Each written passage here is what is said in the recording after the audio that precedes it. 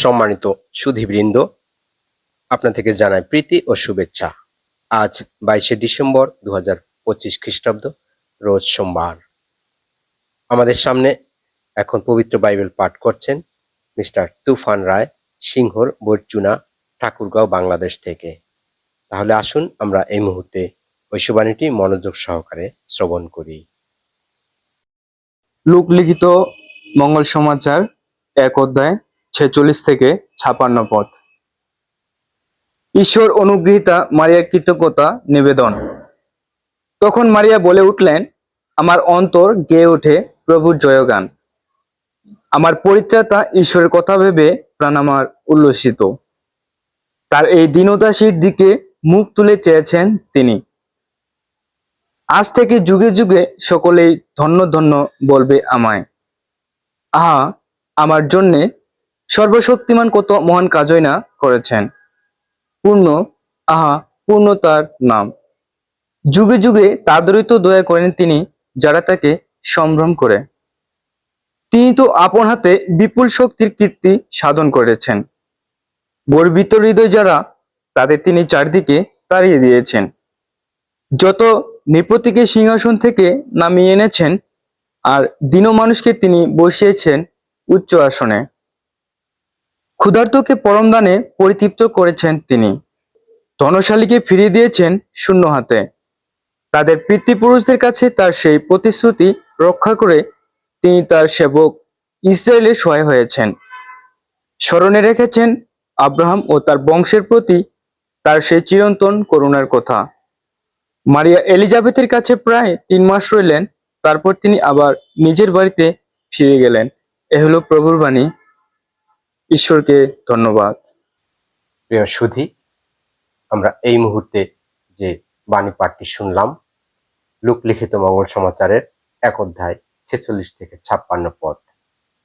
এই পাঠের মূল ভাব আমরা এভাবে বলতে পারি: নম্রতা, বিশ্বাস ও মহিমার পথ দিয়ে ঈশ্বরের রাজ্যে প্রবেশ। আসুন আমরা এই বাণীর উপরে অনুধ্যান করি।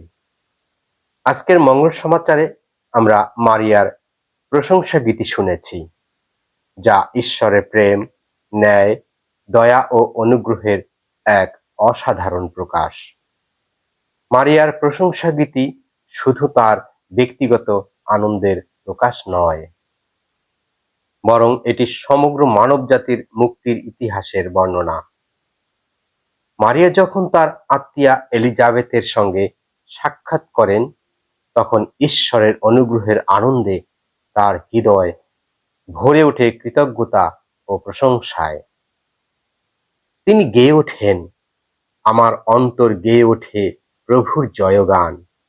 আমার পরিত্রাতা ঈশ্বরের কথা ভেবে প্রাণ আমার উল্লসিত। মারিয়ার এই উক্তি প্রকাশ করে তার নম্র ও বিশ্বাসী নারীর হৃদয়, যা তিনি সম্পূর্ণরূপে ঈশ্বরের হাতে আত্মসমর্পণ করেছেন।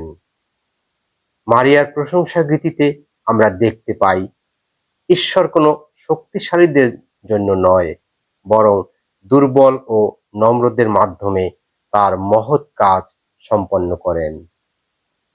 এখানে আমরা ঈশ্বরের রাজ্যের মূল চিত্র দেখতে পাই, যা দয়া, ন্যায্যতা ও বিনয়ের। ঈশ্বর তাদের সহায় হন যারা নিজেদের শক্তির উপর নির্ভর না করে বরং তার উপর আস্থা রাখেন। ঈশ্বরের আশীর্বাদ বিশেষ সুবিধাপ্রাপ্ত শ্রেণীদের জন্য নয়, বরং তাদের জন্য যারা বিনম্র হৃদয়ে তার উপর বিশ্বাস রাখেন। মারিয়ার এই প্রশংসা গীতিতে ইসরায়েল জাতির ইতিহাসের প্রতিধ্বনি শোনান সেই ঈশ্বর যিনি আব্রাহামের প্রতি দয়া দেখিয়েছিলেন এবং সেই প্রতিশ্রুতি পূর্ণ করছেন প্রভু যিশুর মাধ্যমে। তাই মারিয়ার প্রশংসা গীতি পুরাতন ও নূতন নিয়মের মধ্যে একটি জীবন্ত সেতু রচনা করেছে। এই গীতির মধ্য দিয়ে ঈশ্বরের মহিমা, দয়া ও ন্যায়ের গান গাওয়া হয়েছে, তা প্রজন্ম থেকে প্রজন্ম প্রবাহিত হবে। মারিয়া শুধু ঈশ্বরের আশীর্বাদ লাভ করেননি, তিনি ঈশ্বরের বাণীকে হৃদয়ে ধারণ করেছেন ও বিশ্বাসে তা বাস্তবায়ন করেছেন। আজকের মঙ্গল সমাচার আমাদের কৃতজ্ঞতার মনোভাব নিয়ে বাঁচার আহ্বান জানান। সেই সাথে আমরা এই শিক্ষা লাভ করি আমাদের প্রার্থনা কেমন হওয়া উচিত।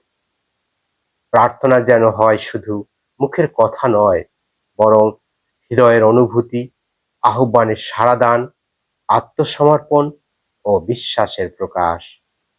তাই আসুন আমরা এই সময় প্রার্থনা করি, আমরা যেন নম্র মানুষ হতে পারি এবং নম্রতার মাধ্যমে মারিয়ার ন্যায় মহৎ কাজ করতে পারি।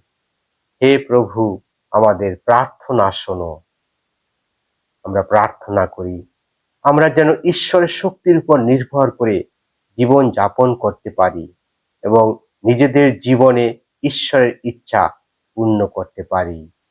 হে প্রভু, আমাদের প্রার্থনা শোনো। আমরা যেন সকল কাজে ঈশ্বরের প্রশংসা ও গৌরব করতে পারি এবং তার প্রতি কৃতজ্ঞ থাকি। হে প্রভু, আমাদের প্রার্থনা শোনো। আমরা যেন বিশ্বাসে আরো বলীয়ান হতে পারি এবং খ্রিস্টীয় বিশ্বাস অক্ষুণ্ণ রাখতে পারি। হে প্রভু, আমাদের প্রার্থনা শোনো। প্রভু যীশু আমাদের প্রত্যেকের অন্তরের সে প্রার্থনা গ্রহণ করুক। আমেন।